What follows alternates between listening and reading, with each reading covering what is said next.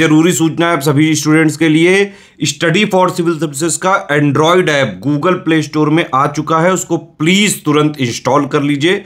और अगर आप स्टडी फॉर सिविल सर्विसेज के सिर्फ ऐप से कोई भी कोर्स, कोई भी पीडीएफ परचेज करते हैं तो उसमें अप्लाई कूपन, अगर आप ज्ञान सर जो है आप उसमें अप्लाई करते हैं, ये कूपन कोड है, तो उसमें 20% फीस तुरंत माफ हो जाएगी, मतलब 20% डिस्काउंट तुरंत उसमें लग जाएगा।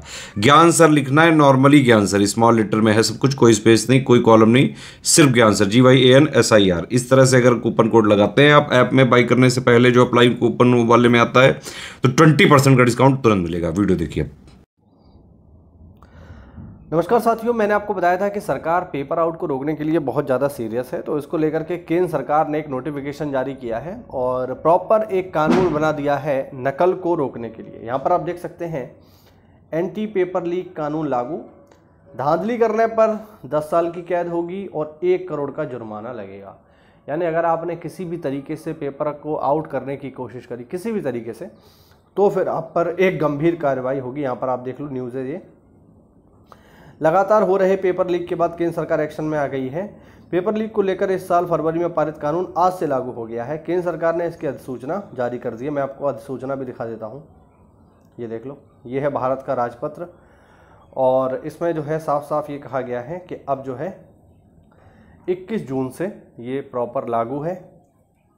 और अब अगर कोई पेपर लीक की बात करेगा या पेपर लीक करने की कोशिश करेगा तो उसके ऊपर गंभीर धाराओं में मुकदमा दर्ज होगा, कानूनी कार्रवाई होगी, 10 साल तक की कैद हो सकती है और 1 करोड़ रुपए का उस पर जुर्माना भी हो सकता है, या ये दोनों ही हो सकते हैं।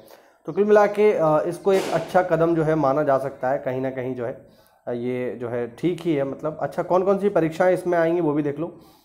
UPSC की परीक्षाएँ आएंगी, SSC की आएंगी, रेलवे, बैंकिंग, NTA की सभी परीक्षाएं इसके अंतर्गत आएंगी। यानी ये जो है अभी केंद्र की जो नौकरियां होती हैं उनके लिए है, ये अच्छी बात है।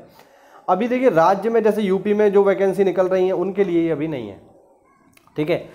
तो राज्य सरकार को अपने लिए इसके लिए अलग कानून बनाना पड़ेगा। और मैं तो ये कहूँगा योगी जी से, मेरी तो अपील बस यही है कि इससे भी कठिन कानून बने, इससे भी कड़ा कानून बने। कम से कम जो है 20 साल की कैद हो और 5-6 करोड़ का जुर्माना हो। क्योंकि जब ये बच्चों से पैसे लूटते हैं तो एक एक बच्चे से जो है 10-10, 20-20 लाख रुपए ले लेते हैं, है ना।